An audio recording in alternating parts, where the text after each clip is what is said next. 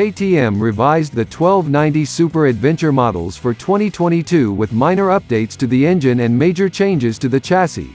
There's an updated user interface with a new dash and switchgear.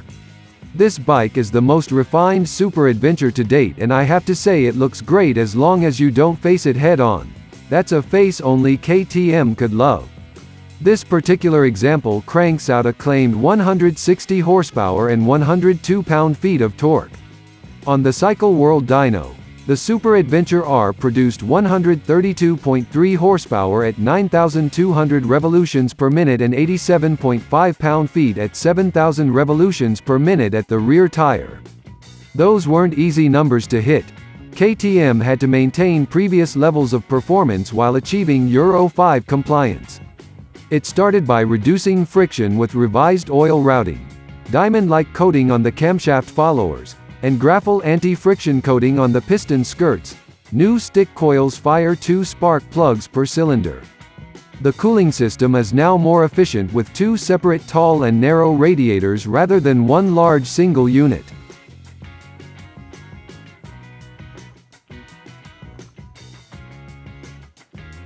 Changes to the exhaust and intake tracts also contribute to the SAW's continued power level. A new airbox accessible by removing the small storage box ahead of the fuel filler has been fitted with a vertically ribbed filter to clear sand to the bottom rather than trapping it in horizontal slats. The exhaust system gets new head pipes connected to a hydroformed collector with twin catalytic converters and feeding into a new stainless twin-tip muffler. Screw the ride-by-wire throttle to its stop and you'll instantly receive confirmation that Euro 5 regulations do nothing to mute the omnipotent power of the Super Adventure R. It may not boast the highest output in the ADV segment, but the LC8's a forceful torque hit, followed by a rush of horsepower up to the 10,500 revolutions per minute redline, is one of the most satisfying power deliveries in all of adventuredom. Select Sport Mode on the slick, bright 7-inch TFT screen and you get every bit of the LC8's Fury, complete with snappy throttle response. Even with that quick delivery, the fueling is neither jerky nor twitchy, a wonderful trait to have while leaned over on a bike with long travel suspension and knobby tires. The Sport setting does allow some rear wheel spin from KTM's lean-sensitive motorcycle traction control, so add a few more bucks to your tire budget. Street mode still gives the rider full power, but the delivery is less immediate as throttle response is turned down from 11 to a reasonable 8. Rain does what rain modes do, power is muted. Traction control is at maximum nanny and throttle response is as mellow as Manilo.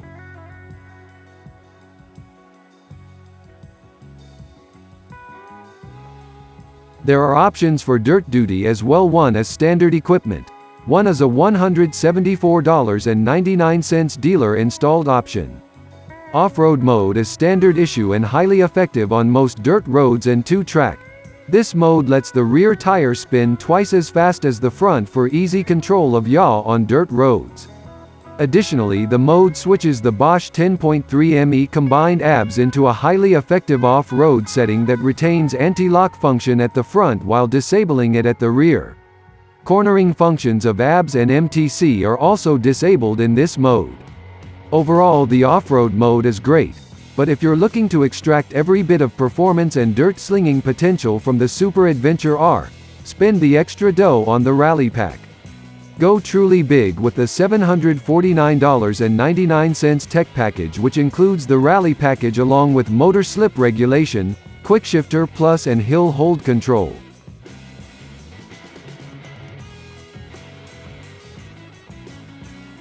Rally is the most versatile and effective way to manage every electronic aid on the 1290 Super Adventure R. Set and forget works, but Rally lets you customize nearly every single parameter like throttle response, ABS and rear wheel slip. Before you set off, you can choose on or off-road ABS and sport, street, off-road or Rally throttle response. On the road or trail, a click of a thumb or index finger moves the rear traction or slip, though 9 levels, 9 being the most restrictive and 1 the least. You can dial a slide on the fly. What a wonderful time to be alive. With so much power on tap, levels 1 and 2 allow the rear tire to get rowdy in the dirt and come around quickly, almost too quickly. I found 3, 4 and 5 worked most effectively in controlling the swing of the pendulum. Level 5 worked great on the road as well.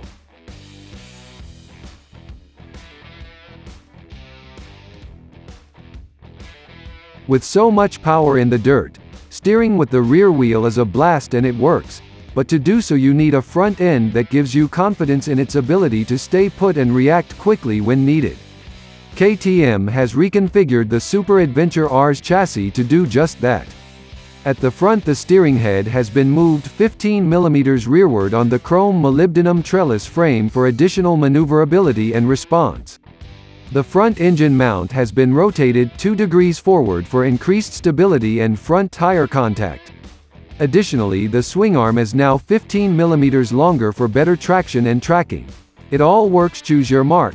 Swing the rear end out. Get your upper body over the front and know that all 545 pounds of a fully fueled SAR are going to go where you want them.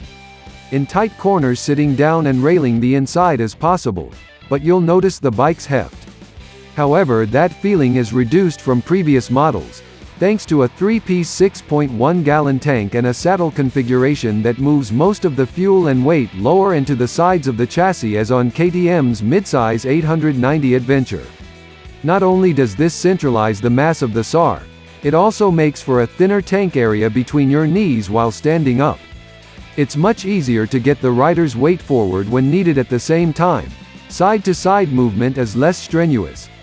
Simply put, the KTM 1290 Super Adventure R's handling belies its considerable mass and physical size.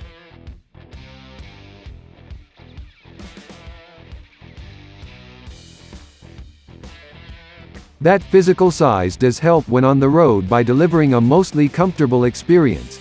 The reach to the bars is long but relaxed, and the width of those bars allows for plenty of leverage for quick and authoritative inputs. The seat height has been lowered to 34.6 inches. Great for those of us with shorter inseams.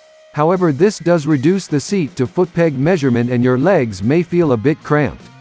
Just stand up for a bit during long road rides. Dakar hero Quinn Cody was brought in to help KTM rework the WP-supplied Explore suspension. A 48 mm fork features split function. One leg controls compression damping while the other controls rebound. Both legs have an external preload adjuster with 3 positions. The PDS shock also features an external preload adjustment as well as compression and rebound damping. On the road, both fork and shock provide a supple feel that soaks up nearly any pavement flaws. Balance front to rear is achieved without the egregious fore and aft weight transfer that often happens on heavy bikes with long travel suspensions. Here the travel is 220 mm or 8.7 inches, front and rear.